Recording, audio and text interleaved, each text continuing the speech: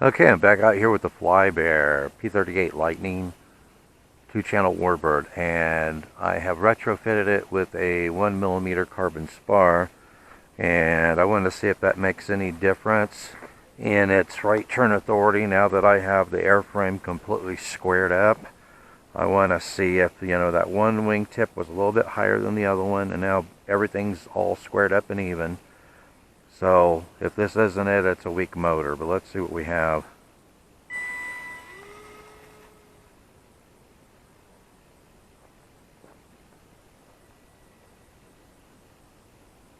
Nah, it doesn't seem to have any better right turn authority than it had before. So I am guessing that that left motor is weak. So it's just not spinning it around. I still have much better left turn authority than I do right turn authority. Yeah, much better. So even though I've squared up the wings, I still have the same amount of turn authority to the right that I had before I put in the carbon spar. So, but at least now I know that my airframe is completely squared up. The wings are even, the booms are even. I still have the elevator completely neutral. I don't have any positive or negative elevator in it at all. So it appears to be left motor is a little bit weaker than the right.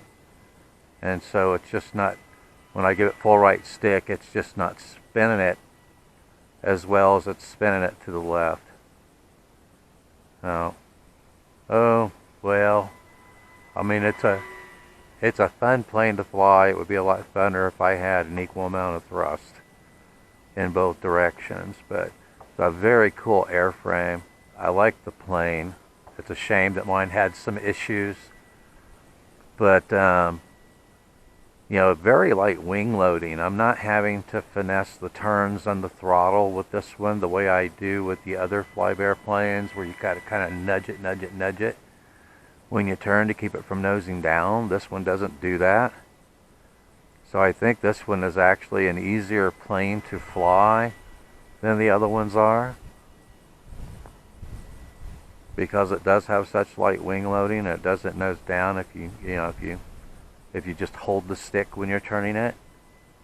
And I'm not having to input a lot of, throttle, change my throttle a lot whenever I'm turning.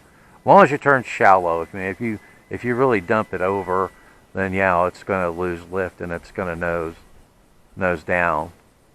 But if you're just gradual with your controls, this one really, I'm surprised. It doesn't look like it has that big of a wing area, but really light wing loading.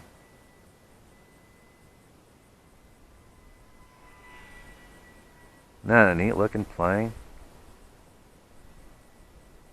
But after this flight, this is my final modification I'm going to make to the airframe. I'm going to see if I can. I'm either going to replace these brushed motors that are in here, make sure I've got an equal amount of thrust on both motors, or I'm going to convert it to brushless, one of the two. I haven't decided yet what I'm going to do with this airframe. It is such a cool looking airframe though, So I don't know if I'm going to leave it brushless, a little brushless 2-channel, or if I'm going to put some brushless motors on it and actually add controls to it. Haven't decided yet. But anyway, we'll take a couple more circuits or another circuit and see if we can bring it in and land it. I have not been very good on landings with this one so far. We'll see. And I will put a video together. Go around. I'll put a video together to talk about and describe the 3 modifications that I made to the airframe, in case you guys want to do something similar. I mean, even if your airframe is squared up, it doesn't hurt to you know, have some carbon reinforcement in that EPP foam, because it is pretty flexible.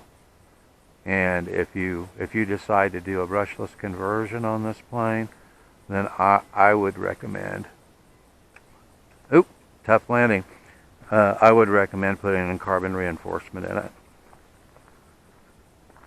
Alright, so that's the results after modification 3. I'm right where I was after modification 2, but I know for a fact that I have this airframe all squared up and good to go now. So it's just going to be deciding on whether I want to replace these two brushed motors or if I want to convert it to brushless. I haven't decided yet. But anyway, thanks for watching. Please give a thumbs up. Don't forget to subscribe, and I will see you in the air.